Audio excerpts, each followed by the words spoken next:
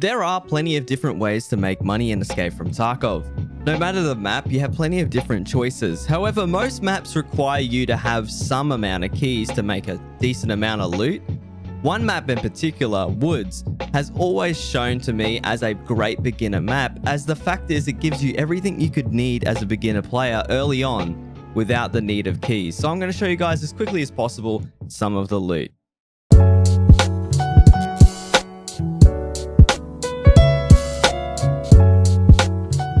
Alright, so obviously I've done a loot guide already, so this isn't going to be super in depth, but we're going to be starting off here over at Scope Shack. And for the sake of time, I am going to be avoiding stashes or hidden caches.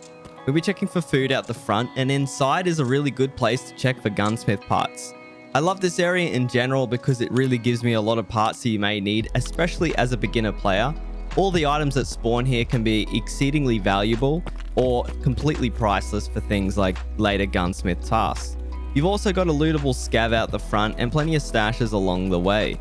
The best part about Scope Shack is not just the fact that there is a stash nearby, and in fact guys, if you want to see these stashes more specifically, I've got a video talking about these on their own. There's actually 27 of them laying throughout the entire map of Woods, and it's a really good place to get money. Running away from Scope Shack, we're going to be going straight towards Mark Circle. Now, Mark Circle is one of the best places in the game to get loot, as it can spawn any item in the game virtually. The best thing to get from Mark Circle are things you may need, like tool sets and other various items like propane tanks and technical items that you'll need for your hideout. Not only do they make money, it's also super close in vicinity to the logging camp. We're going to be running up here near Duffel Rock. Now, Duffel Rock actually is called this because there's a large duffel at the top. I wouldn't suggest looting anywhere near this area as it's super dangerous. However, the lumber mill itself actually has some exceedingly good loot if Sturman isn't here. There's actually 2 large weapons crates inside here, as well as plenty of different med spawns.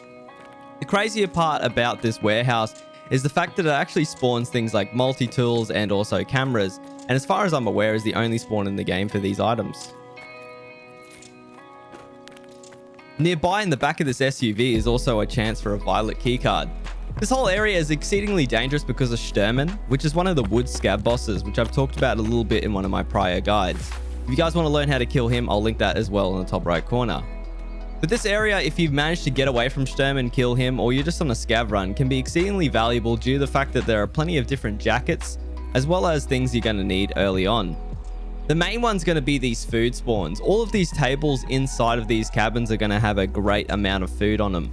Whether you grab items like Dan Jackill's whiskey or other items like sugar, which will net you good money in the later game.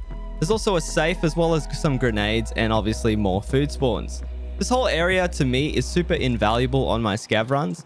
I continue to check this area as much as possible, but understand this entire area here is something that I would recommend avoiding because of how many people do come to this area, and the likelihood of players patrolling this area makes it actually incredibly hard to loot. But if you do come here, you can get the full package, as well as the fact that there's a little shack here on near the water side towards the water here, which I call Epilepsy Shack. Now, inside of here is a chance for another violet keycard, as well as plenty of different food spawns, a filing cabinet, a duffel bag, and more jackets for keys, which is actually really sick.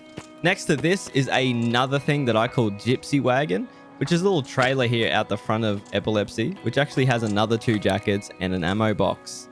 If you're not sure where we are, guys, once again, I have made another video talking about bearings and how to use the compass. We're actually to the south side or near the water, and we've looked towards my north. We're going to see that large rock in the distance if you're ever lost or don't have bearings.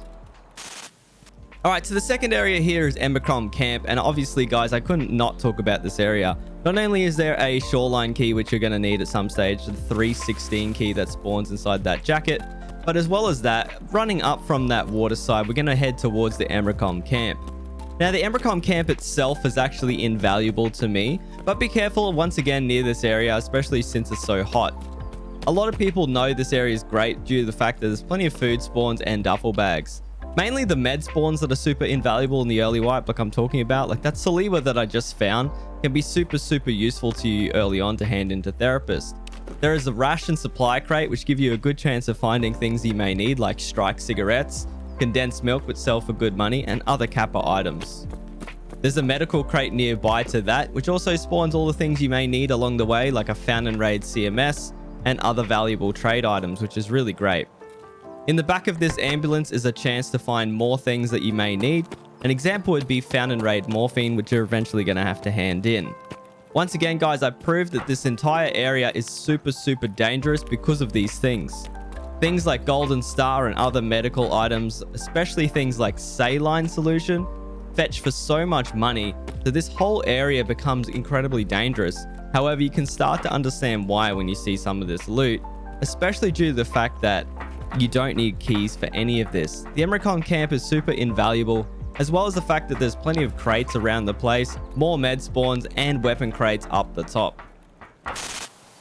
Alright, so we're here over at UN storage, and you can see that large mountain on my left hand side, and we're going to be heading into the UN building here next to the power station.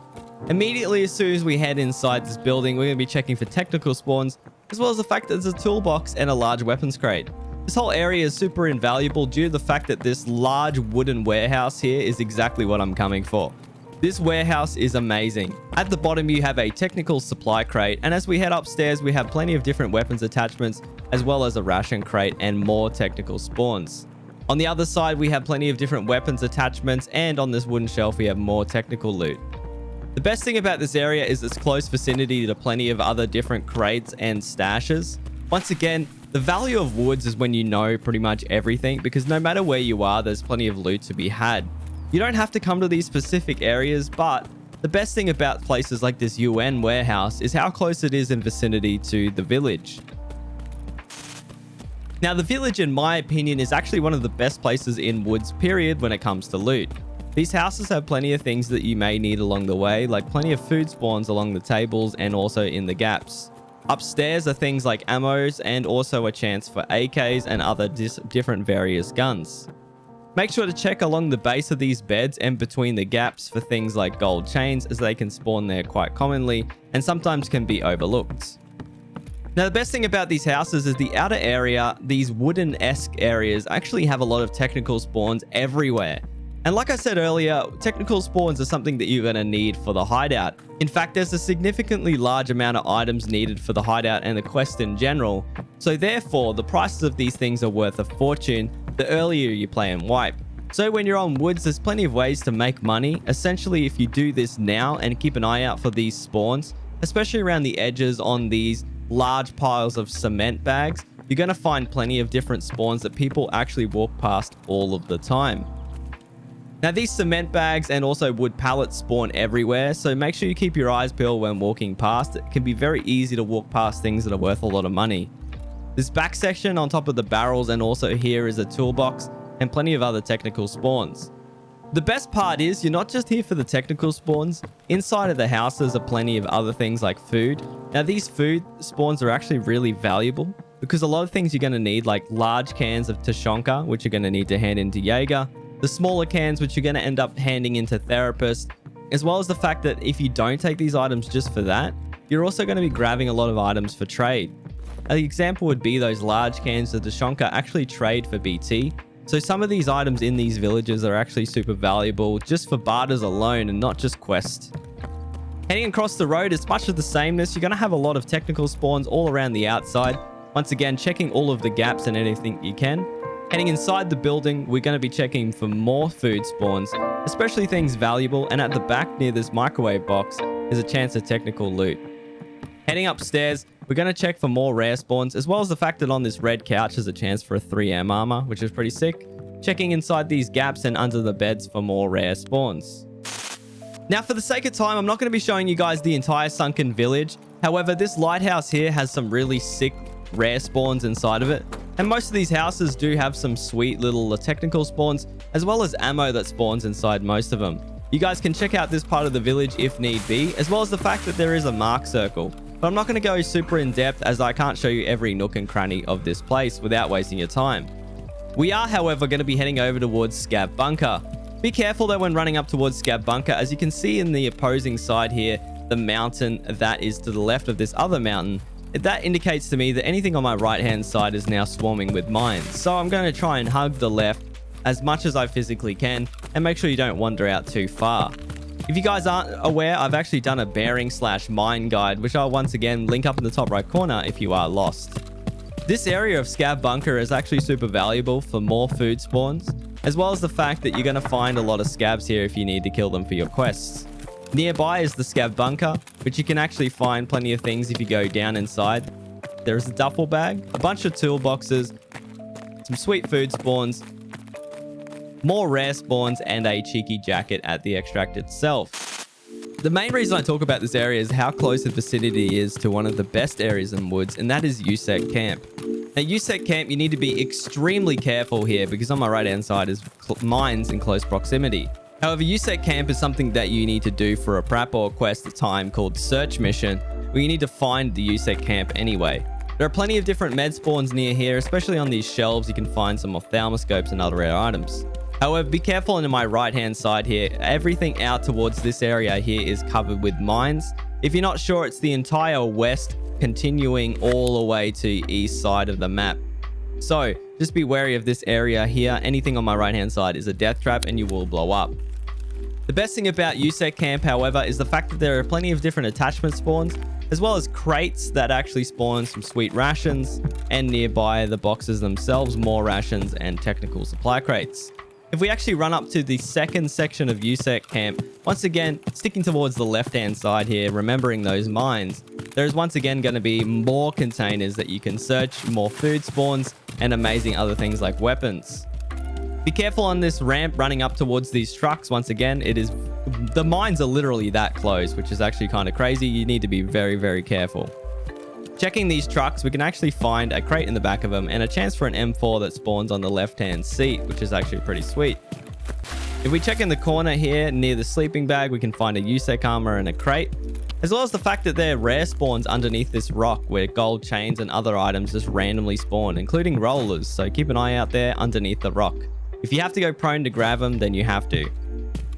Moving away from this area, we've got plenty of different attachments on the tables nearby, some large weapon crates, and one of the most overlooked spots, I believe, is actually on top of the rock itself. If you go around the front facing the power lines, you can actually scale up on top of this rock. You can also find fully built M4s, as well as boxes of insanely high pen ammo and great attachments that you may need for gunsmith. Hey guys, that's it for this super quick loot guide. Hopefully this helped you guys actually appreciate some of the loot that you can actually grab from woods without keys. If you guys want a little bit more in depth with all of the spots, I'm going to go ahead and link that in the top right corner. I appreciate you guys watching to the very end. If you enjoyed it, feel free to subscribe. If you didn't, hit that dislike button. Thank you so much for watching to the very end. And as always, we'll see you on the next one.